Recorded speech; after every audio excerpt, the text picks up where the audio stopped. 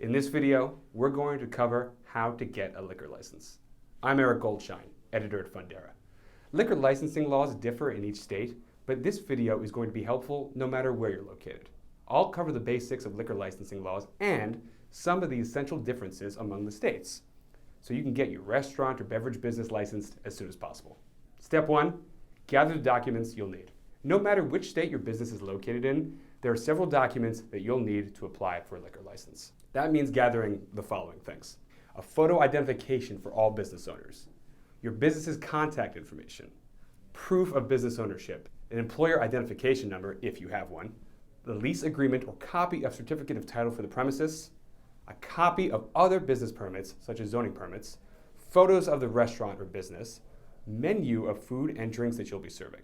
If you have these items organized and ready to go, you can speed up getting your liquor license. Step 2, figure out which type of liquor license you need. There are a few different kinds of liquor licenses. Although the exact names vary by state, every state distinguishes between on-premises and off-premises liquor licenses in some way. The on-premise license is for establishments which serve liquor to be consumed on-site, such as restaurants and bars. This license will specify the exact areas in which customers can drink. An off-premises license, establishments which sell liquor to be consumed away from the premises, such as a convenience store or grocery store. In addition to this distinction, there are 3 classes of liquor licenses among which you might need to select in your state. For example, number 1 is a tavern license. This type of liquor license is reserved for bars, pubs, and other establishments whose primary source of business is liquor sales. The second one is the beer and wine license. This type of license is for establishments that serve beer and wine, but no hard liquor. The last one is the restaurant license. This type of license is for restaurants that serve alcohol as a secondary source of business. For a restaurant license, there will likely be a limit on the percent of your earnings that can come from alcohol sales before you're required to upgrade to a tavern license or a beer and wine license. There are also temporary permits available for purchase in most states if you'll be hosting a one-off event with liquor sales. Many liquor licensing authorities will require you to submit a business plan to make sure you're accurately describing your business. Watch our video on business plan writing for more tips here.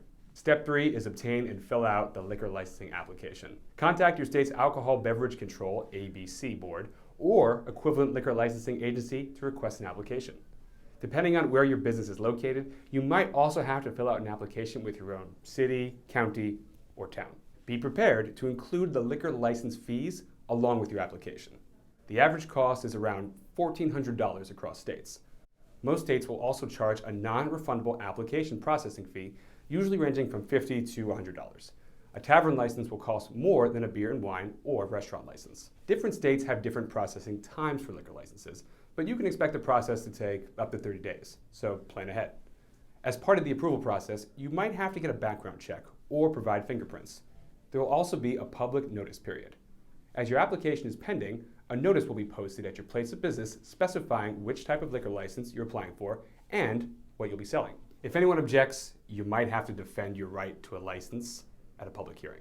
Step 4 is understand license quotas. In most cases, as long as you meet the requirements for a liquor license, such as being over age 21 and passing a background check, you're entitled to one. However, some localities have license quotas, where only a certain number of businesses at a given time are allowed to have a liquor license. If that's the case in your locality, then your only option to sell alcohol might be to buy a liquor license from an existing business, which will increase the cost of the license.